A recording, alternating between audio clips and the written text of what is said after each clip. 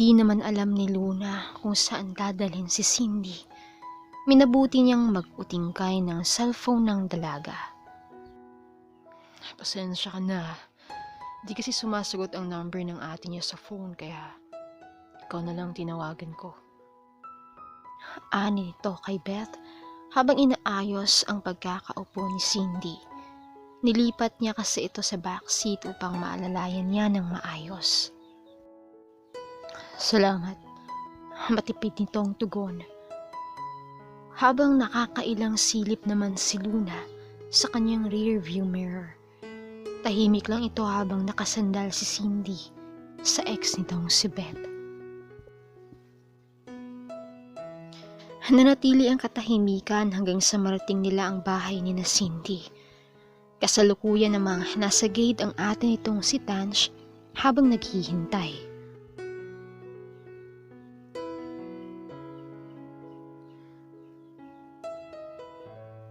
Pasensya ka na kung hindi ko agad nasagot ang tawag mo. Inaasikaso ko kasi ang anak ko. Ano nga pala pangalan mo? Ani Tanch, habang pinagtitimpla ito ng kape.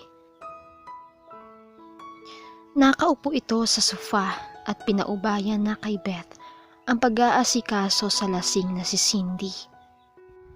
Luna po. Thank you, Luna ha. O heto, mag-coffee ka muna. Salamat po. O Beth, heto, pinagtimpla na din kita ng kape. Inimon mo muna to habang mainit pa. Baling niya naman narito habang pababa ng hagdanan. Thank you, Ma'am Tanch. Kamusta na si Cindy? Nakatulog na ba? Ayos naman, Ma'am Tanch. Binihisan ko na. Mahimbing naman ang tulog niya. Mukhang naparami lang talaga yata ang nainom niya. Tugon naman ni Beth na binalingan ng tingin ang tahimik lamang na si Luna. Ewan ko ba dyan sa batang yan? Lagi na lang yan wala dito sa bahay. Pagkatapos ng duty niya sa coffee, sa kung saan na nagpupunta. Kayo bang lagi magkasama ngayon, Luna? Hindi po. Pangalawang beses pa lang kaming magkasama pero huwag po kayo mag-alala. Hindi ko naman po siya pababayaan lalo na alam ko na po kung saan siya iuwi kung sakaling malasing siya ulit. Nangingiting tugon naman ni Luna na ikinabusangot na mukha ni Beth. Sige po, mauna na ho ako. Teka, buti ko nang makalimutan. Cellphone nga po pala ng kapatid niyo. Anito, sabay abot ng naturang bagay. Salamat ulit, Luna. Sige, mag-ingat ka. Wala po yun. Sige, alis na po ako. Ma'am Tanch, aalis na din po ako. Salamat po sa kape. Ani Beth na agad namang sinundan ang papaalis na si Luna. Teka, sandali. Tawag niya rito nang mahabol niya ito sa tapat ng kotse. Bakit? Casual nitong tanong. Anong pakay mo kay Cindy? Bakit mo naman tinatanong? Tinatanong kita. Kaya huwag mo akong sagutin ng tanong din. Magkaibigan lang kami ni Cindy. Tsaka huwag ka mag-alala. Kasi hindi ko siya type. Talaga lang ha? Siguraduhin mo lang kasi pwede mo naman sabihin sa akin ang totoo. Alam mo, kaysa problemahin mo ako, ayusin mo na lang ang sinira mo. Sobrang mahal ka ng tao. At hindi mo alam kung gaano mo siya nasaktan.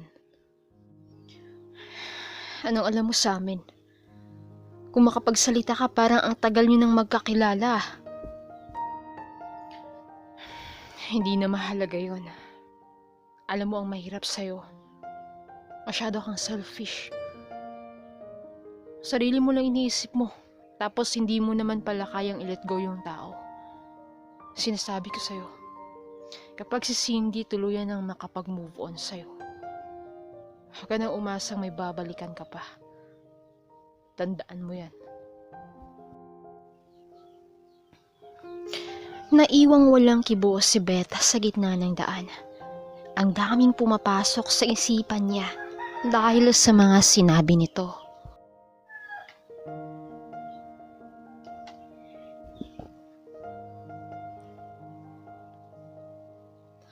Simula noong gabing yon ay hindi na siya nakatulog ng maayos sa kakaisip. Nais niyang kausapin si Cindy pero wala naman siyang mukhang maihaharap rito. Isa pa, wala rin siyang lakas ng loob upang makipagkita sa dalaga. Isang araw, aksidente niyang nakausap ang kapatid ng yumaong si Nicole. Kagagaling niya lang kasi sa puntod nito at sakto naman ang pagdating ng kamag-anak ni Nicole. Ngayon kasi ang ika-4 na pong araw ng pagkamatay ng dalaga. Doon niya napag-alaman ang tunay na dahilan ng pagpapatiwakal ng dalaga. Nag-iwan kasi ito ng sulat bago ginawa ang pagkitil ng kanyang buhay. Nakasulat doon na sana'y mapatawad siya sa kanyang gagawin. Kailangan niya daw tapusin ang kanyang buhay dahil wala na itong saysay. Inamin nito sa sulat ang kawalang hiyaang ginawa sa kanya ng sarili niyang amain. Dahilan upang magdalang tao siya. Matagal niya na daw itong dinadala dahil ilang taon na siyang binababoy ng sarili niyang amain. Sinubukan niyang magpakatatag dahil sa batang nabuo sa sinapupunan niya.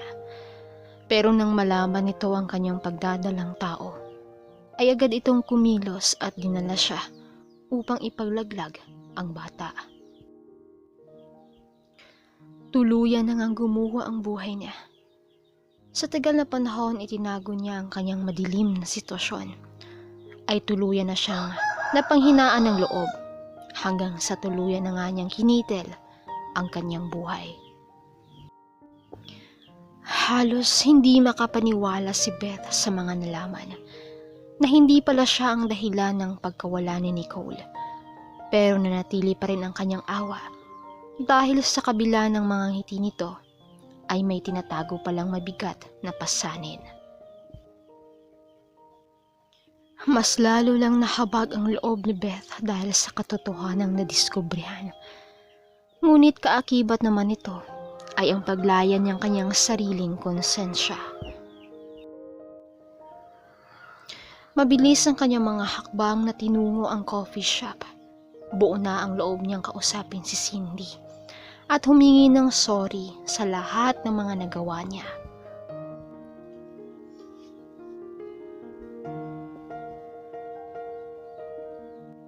Panahon na para ayusin niya ang nasirang relasyon nilang dalawa.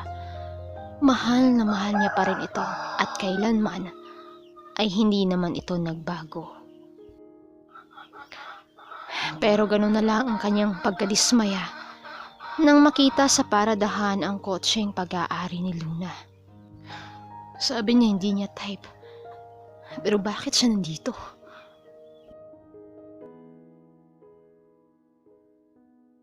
Sa kabila ng pagkabahala, ay sinubukan pa rin ni Beth na makita si Cindy. Pero ang mga sumunod na nangyari ay labis na nakapagpalumos sa kanya nang makita si Luna mismo sa counter habang nakasuot ng apron. Busy ang mga ito sa harap ng coffee machine na kung hindi siya nagkakamali ay tinuturuan ito ni Cindy.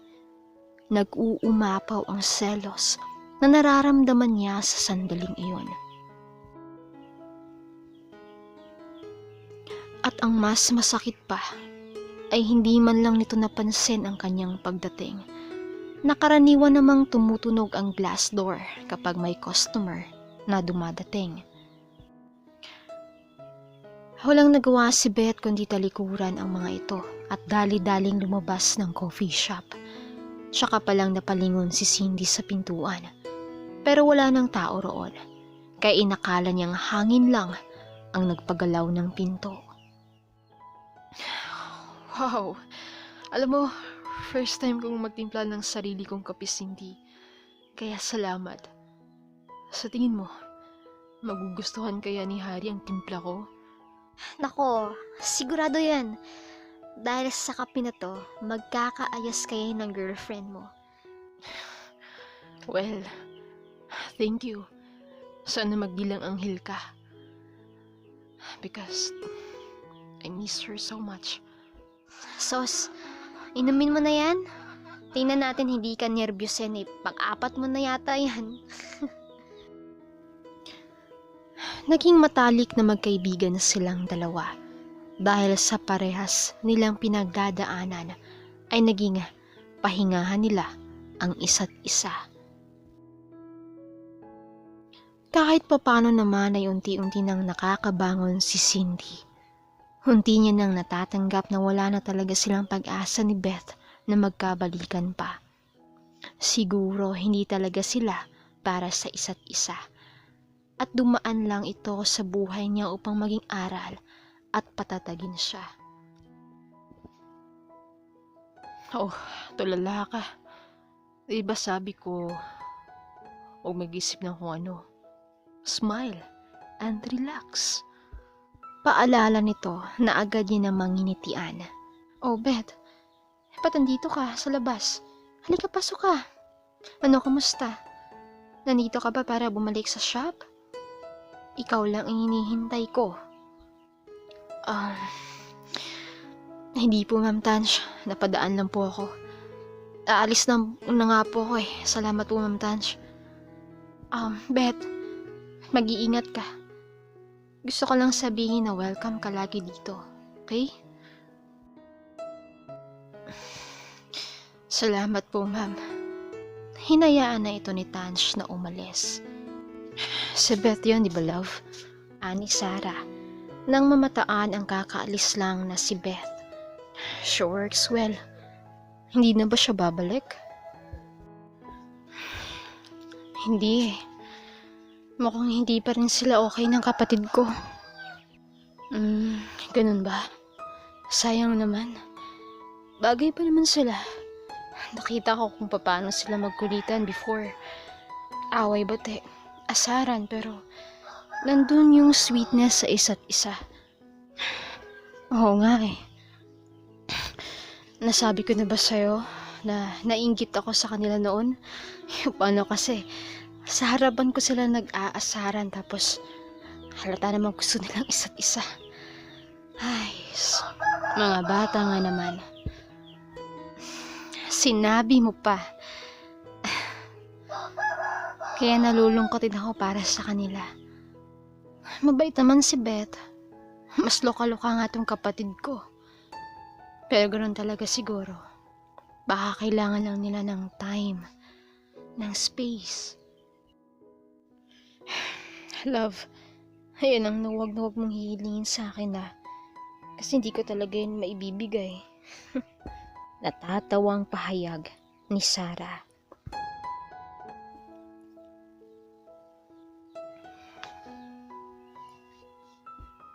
Matyagang naghintay si Rian sa abogadong si Harry. Usapan kasi nilang magkikita ngayon sa coffee shop kung saan minsanan ito doon nakatambay. Ilang minuto pa ay dumating na ito kasama ang alalay na si Mang Emo. Simula nang malumpo siya ay ito na ang naging apaan niya. Hindi naging hadlang ang kalagayan niya sa kanyang mga pangarap. Nagsikap siya hanggang sa naabot niya ang pagiging abogado. Isa siya sa mga kilalang attorney dahil sa sunod-sunod na naipanalo nitong kaso. Dumaan rin siya sa mabibigat na pagsubok, ngunit mas pinatatag siya ng mga ito. Mas lalo lamang siyang naging matibay sa kabila ng kanyang kalagayan. Dumating siya sa tamang oras na pinag-usapan nila ng kliyenteng si Rian. Binati siya nito at ganoon din ang ginawa niya. Kamusta naman si Liza at ang baby niyo? She is fine, attorney. Kabuwanan niya na ngayon. Siya nga pala, kaya talaga ako nagpa-appointment kasi may gustong ko mausap sa inyo. Ganun ba? Bagong client? Hello, ma'am. Ito na po yung coffee ninyo. Isang matamis na ngiti ang ipinukol ni Luna nang mag-angat ng mukha si Harry. Thank you. Nito. Ngunit bigla na lang nagbago ang timpla nito nang makilala kung sino ang nag-serve ng kape. Rian, can we move to another place? Sandaling nagtinginan sina Rian at Luna. Harry, inumin mo muna to. Masarap yan. Ako nagtimpla niyan. Ani Luna na sinubukan pa itong pigilan ng akmang paggalawin nito ang inuupo ang wheelchair.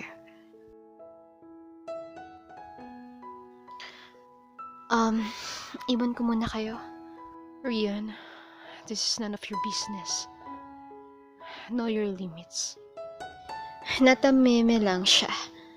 Nagawa niya lang naman kasi ito dahil sa pakiusap ng best friend na si Tansh at kapatid din tong si Cindy. Hindi niya naman kasi akalain na ex ni Luna ang abogadong humahawak sa kaso ni Liza. Wala silang nagawa nang tawagin nito ang kanyang alalay na si Mang Emong upang mapabilis ang pag-alis nito sa coffee shop. Pero syempre, hindi ito hahayaan ni Luna na aalis na lang ito nang hindi man lang sila nakakapag-usap. Harry, please, mag-usap naman tayo. Pagmamakaawa niya habang pilit itong pinipigilan. Sige namang Emong, hayaan niyo po siya. Narinig yung sabi ko? Gusto ko nang umalis dito. Yes, ma'am. Tugon naman itong pilit tinatanggal ang kamay ni Luna sa wheelchair. Mang Emong, please. Parang awa na. Mag-uusap lang kami sandali. Manang Emong, bilisan na natin, utang na loob. Yes, ma'am. Luna, iha. Pasensya na. Harry, please. Mag-usap naman tayo. Pagmamakaawa niya habang pilit itong pinipigilan.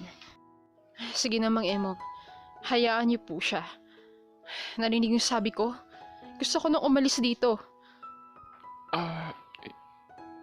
Yes, ma'am. Tugon naman itong pilit tinatanggal ang kamay ni Luna sa wheelchair. Mang Emong, please. Parang awa na.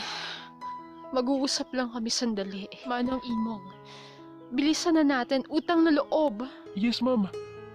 Luna, iha. Pasensya na. Muntik nang napanghinaan ng loob si Luna na makasakay na ito sa kotse. Nanatiling matigas naman ang puso ni Harry dahil wala talaga siyang balak na kausapin pa ito kahit kailan. Harry, please, kausapin mo naman ako. Alam ko galit ka sa akin, pero sana naman bigyan mo naman ako ng chance na makausap ka. Kahit sandali. Anong Emong? Ano na, hindi pa ba tayo aandar? Nakaharang po, ma'am eh. Ano kung gagawin ko? Sagasaan mo kung kinakailangan. Oo. Narinig mo ako, Manong Emong? Kailangan na nating umalis.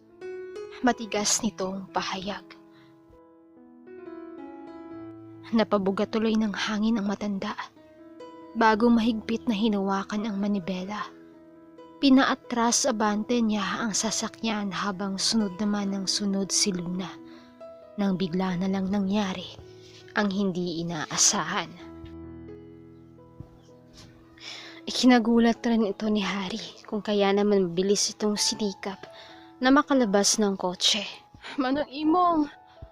Tawag niya rito nang mahirapan siyang pababain ng kanyang sarili na agad namang tumalima ang matanda.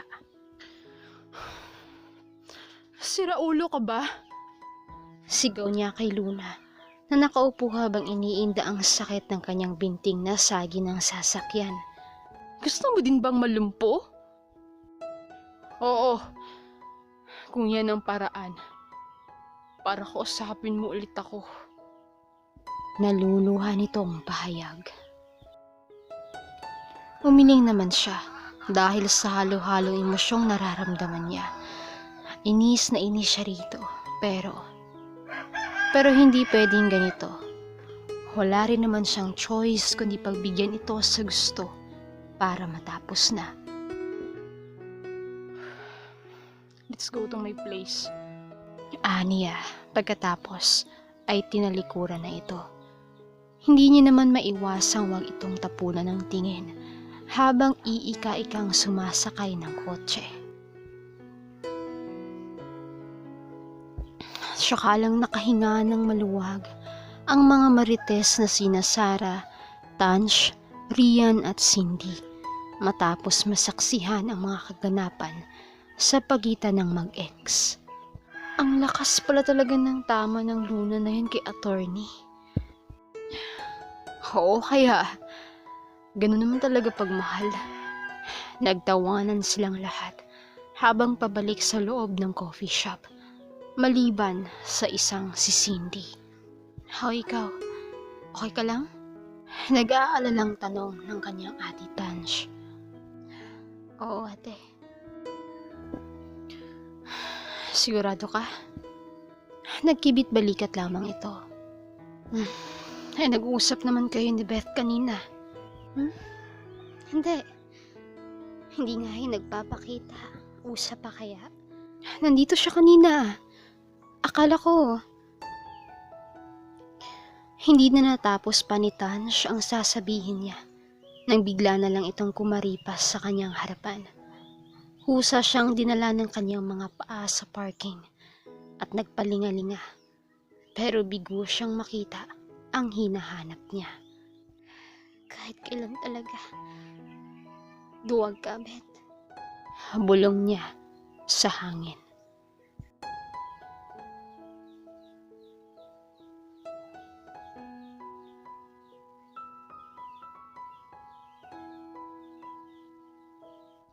Narating nila ng tahimik pa rin sa isa't isa ang bahay nito. Napansin agad ni Luna ang malaking pagbabago sa paligid. Dati-rati kasi isang simpleng bahay lang ito at hindi pa fully furnished. Pero ngayon, sobrang ganda na nito. Gayang-gaya ang mga pinakita nito sa kanya before. Maging ang mga furnitures at bawat corners na siya mismo nagsuggest ay sinunod rin ito, kaya naman ganoon na lang ang tuwa sa dibdib niya habang pinagmamasdan itong pinaghahandaan siya ng makakain. Kumain ka muna. Matipid itong tugon habang nagpapakulo ng mainit na tubig upang magtimpla ng kape. Ako na. Presenta niya nang mapansing nahihirapan ito. Huwag na. Kaya ko to. Kinaya ko nga noong mga panahong iniwan mo ko. Tapos ngayon bigla ka na lang dadating para ano? Kaya ko na ang sarili ko. Mariin itong pahayag. Nagbaba naman ang tingin si Luna. Tama naman ang mga sinabi nito tungkol sa kanya. Kaya mas lalo lang siyang nagigilty at nandiit sa kanyang sarili. I'm sorry. Tapos na yun. We have to move on. Hindi naman lahat ma-please nating magstay. Anito, habang nagsasali ng kape sa tasa. So, kumusta ka na? Kumusta sa abroad? For sure, madami ka nang napuntahan gaya ng gusto mo. Kumusta ang pagiging successful market manager abroad? I fail. Anong nangyari? Niloko ko ng kasama ko sa trabaho. Ginamit na lang ako. Hindi sa own good. Kaya pala gustong-gusto niya akong sumama sa team nila para gamitin ako. What? Nag-file ka na ba ng legal action? Dapat magbayad sila. Hindi na.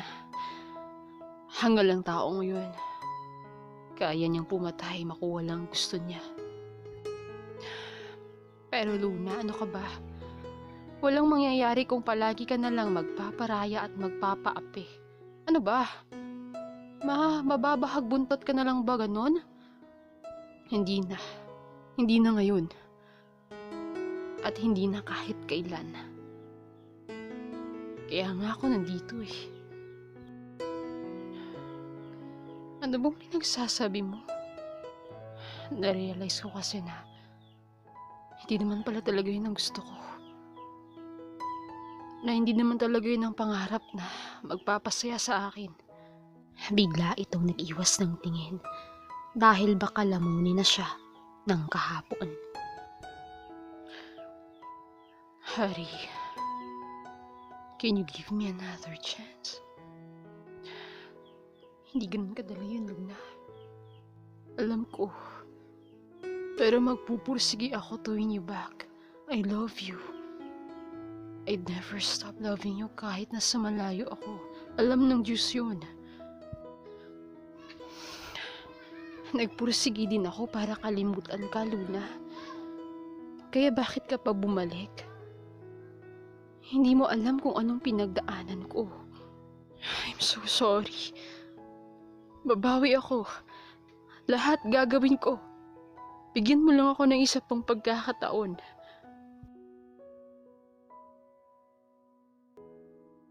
Harry, can you give me another chance? Hindi ganun kadali yan, Luna. Alam ko. Pero magpupursige ako to win you back. I love you. I never stop loving you. Kahit nasa malayo ako, alam ng Diyos yun. Pero nagpursige din akong kalimutan ka, Luna. Kaya bakit ka pa bumalik? Hindi mo alam kung anong pinagdaanan ko. I'm so sorry. Babawi ako. Lahat gagawin ko. Bigyan mo lang ako ng isa pang pagkakataon. Ang mabuti pa, kumain ka na. Pag-iiba nito ng usapan. Ngunit para kay Luna ay mas mainam na ang ganito kaysa hindi siya nito kinakausap. Masaya na siya sa ganitong bagay. At gaya ng sinabi niya, nagsikap siyang ipakita ang pagmamahal sa dalaga. Naging consistent na rin ito sa mga efforts na ginagawa niya. Hindi titigil si Luna hanggat hindi na ibabalik ang dati nilang pagsasama ni Harry. Hindi naglaon ay unti-unti na rin gumaan ang loob nito sa kanya. Ang inaakala ni Harry na matigas na ang kanyang puso ay nagkamali siya dahil unti-unting nanumbalik ang pagmamahal na minsan niyang pilit na ibinaon sa limot. Ang pagmamahalang Harry at Luna ay ang magpapatunay na sa lahat ng pangarap ay may tagumpay. Masawi man tayo ng ilang ulit pero hindi ito ang hadlang upang sumuko sa buhay. Huwag tayong tumigil na hanapin ang makakapagpasaya sa atin dahil pagdating ng araw, kusa rin natin itong matatagpuan. May mga pagkakataon na magnanais tayo ng mas higit pa sa kung anong meron tayo at hindi naman yun mali. Hindi mali ang mangarap, pero siguraduhin lang natin na sa bawat desisyon na ating susuungin ay tama at wala tayong inaapakang tao. Mahirap man para kay Harry na tanggapin ng isang taong minsan siyang tinalikuran, pero sa huli, pinili niya pa rin ang nag-uudyok sa kanyang puso. Siya ang nagpapakita ng katatagan ng isang malayang babae. Sa kabila ng kanyang kalagayan, hindi man siya nagmakalakad, pero kaya niya tumayo sa sarili niyang paa. para sa kanyang sarili at para sa taong kanyang minamahal. Hindi pumayag si Harry na hindi magbayad ang mga nanloko kay Luna. Inilaban niya ito at walang takot na hinarap sa korte. Dahil sa mga ebidensya ay agad namang naparusahan ng mga ito, kaya tuwang-tuwa silang nagdiwang ng kanilang tagumpay. Sa araw din na iyon ay muli niyang sinagot sa ikalawang pagkakataon si Luna, ang babaeng mahal na mahal niya at pakamamahalin pa sa natitirang bahagi ng kanyang buhay.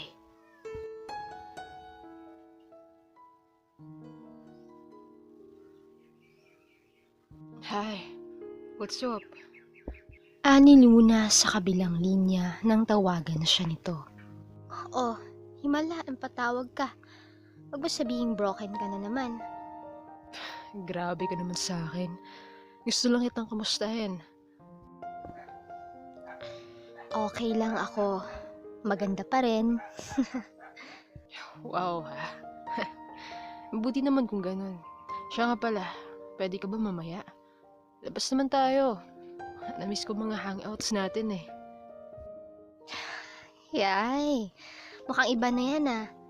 San bang girlfriend mo at mukhang nakawala ka na naman? Ano ko ba? Huwag na madaming tanong. Basta huwag ka magwawala mamaya ha. Dahil kung hindi, patay ka sa akin. Ani to na ibinaba na ang telepono. Napabuga na lamang si Cindy ng hangin. Matagal-tagal na rin para siyang hindi nakakalabas, kaya kailangan niya na din mag-recharge. Tamang-tama, nagaya ito kaya excited siyang nagligpit sa shop. Nagpaalam muna siya sa kanyang ate na agad namang pumayag. Mukhang walang sayad si ate ngayon sa isip-isip niya. Pinagbabawalan kasi siya nitong lumabas nitong mga nakaraang araw, kaya masaya siyang mabilis na pinayagan at wala man lang kahit na anong tanong.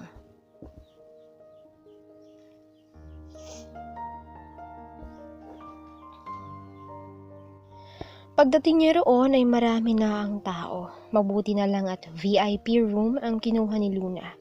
Kung kaya't hindi ganito kaingay at sila-sila lang ang tao. Pagpasok niya sa loob ng silid ay sabay-sabay ang lahat ng naroroon na lumingon sa kanya. Lahat sila'y nakangiti habang siya ay gulat na gulat. Hindi niya kasi aakalain kung sino-sino ang mga naroon. Ate, ba't nandito ka? Aniya, habang isa-isang pinasadahan ng tingin ang mga tao sa silid. Nandoon nga si Luna kasama ang girlfriend na si Harry. Ang kanyang ate Tansh kasama naman si Architect Sarah. Ang nag-iisang si Rian at ang tahimik na si Beth, na wala siyang ibang choice kundi dito tumabi dahil iyon lang naman ang bakanteng upuang inalaan para sa kanya.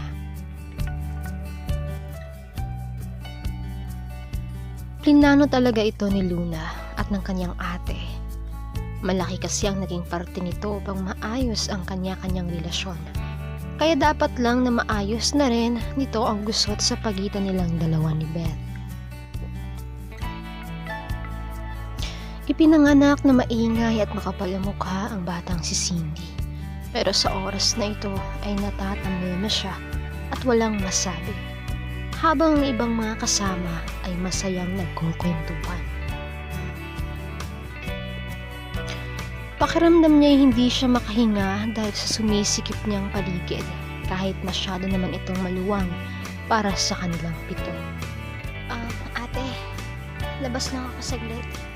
Saan ka pupunta? Magbabanyo na lang ako, ate. Okay, Beth, pwede mo bang samahan si Cindy? Yes ma'am. Tugon nito, mabilis na tumayo at hinintay ang kanyang paglabas. Hindi mo na ako dapat pasinamahan. Kaya ko ng sarili ko, no? Alam ko. Pero yun kasing sabi ng ate mo. Ah, so kung hindi ka pala inutusan ng ate, wala ka talagang balak na samahan ako.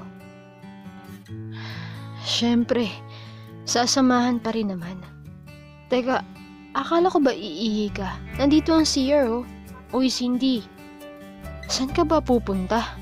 Uy, ba't tayo nandito? Eh, ang dilim-dilim dito, oh.